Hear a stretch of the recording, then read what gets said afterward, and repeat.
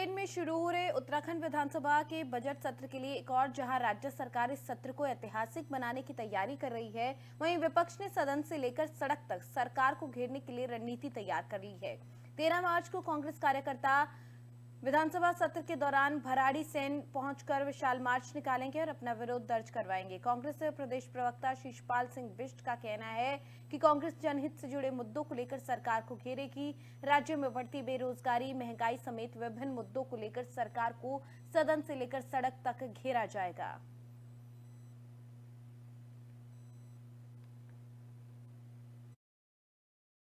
देखिए, 13 तारीख से गैरसैंण में विधानसभा का बजट सत्र सरकार ने आहूत किया है। कांग्रेस पार्टी पहले ही दिन विधानसभा का घेराव करने जा रही है और घेराव करने के जो कारण है वो राज्य में जो बेरोजगार सड़कों पर पीटे जा रहे हैं, बेरोजगार सीबीआई जांच की मांग कर रहे हैं, पेपर लीक प्रकरण की निष्पक्ष जांच चाहते हैं। जो सरकार बेरोजगारों की नौकरियां बेचे जा रही है उसमें आखिर सीबीआई जांच बिठाने से सरकार को क्या डर है। बेटी अंकिता भंडारी के मामले में अभी तक वीआईपी का नाम सार्वजनिक नहीं हुआ है और जांच में लगातार लीपापोती के आरोप प्रदेश की मातृशक्ति लगा रही है। गांवों का विकास लगातार अवरुद्ध हो गया है और आप देखिए कानून व्यवस्था बिल्कुल पटरी से उतरी हुई है। हत्या और बलात्कार की बाढ़ राज्य में आई हुई है। आखिर ये सारे बड़े मुद्दे हैं कि जिनको गैरसैंण में कांग्रेस पार्टी उठाएगी और इससे आगे जो है बेरोजगारी और जो महंगाई है, इसने जो आम जनता की कमर तोड़ रखी है, इन सब मुद्दों को लेकर के कांग्रेस पार्टी विधानसभा का घेराव करेगी। देखिए, 13 तारीख से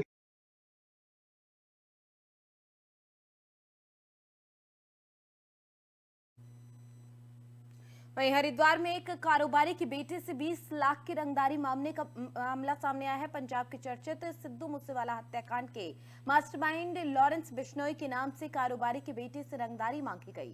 कारोबारी सुभाष माहेश्वरी ने एसएसपी अजय सिंह से मिलकर पूरे मामले की जानकारी दी, साथ ही जान का खतरा जताते हुए सुरक्षा की गुहार भी लगाई है।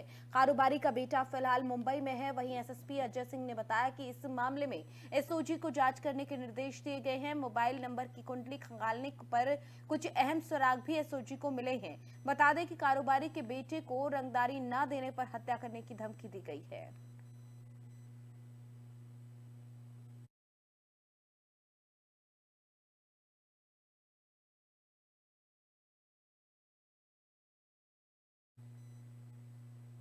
वहीं सहसपुर में अनियंत्रित कंटेनर पुल के नीचे गिरने से हादसा हो गया। कंटेनर ट्रक विकासनगर की तरफ से जा रहा था। इसी बीच सहसपुर मोड़ पर चालक असंतुलन खो बैठा, जिसके चलते ट्रक पुल के नीचे गिर गया और इस दौरान चालक को गंभीर चोट आई। वहीं वाहन पूरे तरीके से क्षतिग्रस्त हो गया। घायल का अस्पताल में फिलहाल उपचार चल रहा है।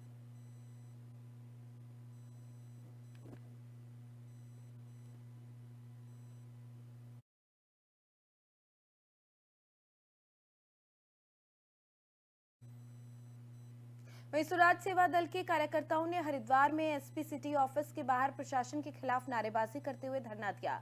हरिद्वार की बहादराबाद स्थित सहारा इंडिया की 555 बीघा जमीन को सीज करने की मांग को लेकर स्वराज सेवा दल ने एसडीएम को ज्ञापन भी सौंपा और धरना दिया। स्वराज सेवा दल के कार्यकर्ताओं ने कहा कि भूमाफियाओं ने सहारा इंडिया की जमीन पर फर्जी दस्तावेजों के जरिए नक्शा पास कराया, उसमें लोगों का पैसा भी निवेश कराया गया, इसलिए इसमें शामिल सभी लोगों पर एफआईआर दर्ज कर जमीन को सीज किया जाना चाहिए।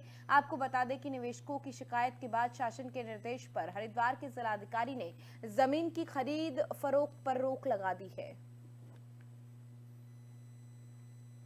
एक जो सहारा की प्रॉपर्टी है यहाँ पे, जिसपे कि ऑलरेडी डीएम साहब के द्वारा सेल आउट करने पर रोक लगाया गया है और एक आश्रम से जुड़ा हुआ इशू है और एक दो जो सामान्य आदमी हैं उनके खिलाफ मुकदमा दर्ज करने का इशू है।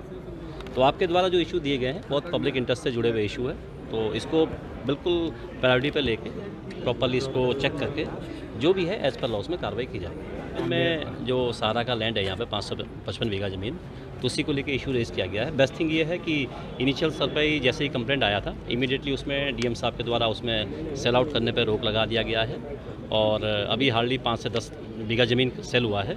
बाकी 545 बीघा ज़मीन अभी सेल आउट नहीं हुआ है और बाकी जो एक कॉलोनी डेवलप की जा रही है तो उसमें मेरे द्वारा खुद सचिव साहब को एक राइटिंग में भेजा गया है कि उसमें क्योंकि शासन के द्वारा रोक लगाया गया है तो एज पर लॉ उसमें कार्रवाई कर। लोग जो नशाखोरों को और भूमाफियाओं को संरक्षण दे रहे हैं, इनको अपनी कार्यप्रणाली बदलनी पड़ेगी। प्रशासन को अकेले जिलाधिकारी, एसडीएम साहब और एडीएम साहब ने मोर्चा संभाल रखा, दुश्मनी ले रखी है। सारा की 525 बीघा जमीन को तत्काल प्रभाव से सीज करनी पड़ेगी इनको, और तत्काल प्रभाव से जो भूमाफिया जिन्होंने जमीन गलत पत्रों के आधार पर खरीदी बेची है, उनके खिलाफ 420, 67, 68, 71, 120 BIPC में मुकदमा पंजीकृत कर उन्हें जेल भेजना पड़ेगा। नहीं भेजेंगे तो क्या करोगे? अब पूरे प्रदेश में प्रदेश व्यापी आंदोलन किया जाएगा। किस स्तर पर? पूरे स्तर पर क्रांतिकारी आंदोलन, जिसके लिए स्वराज जाना जाता है।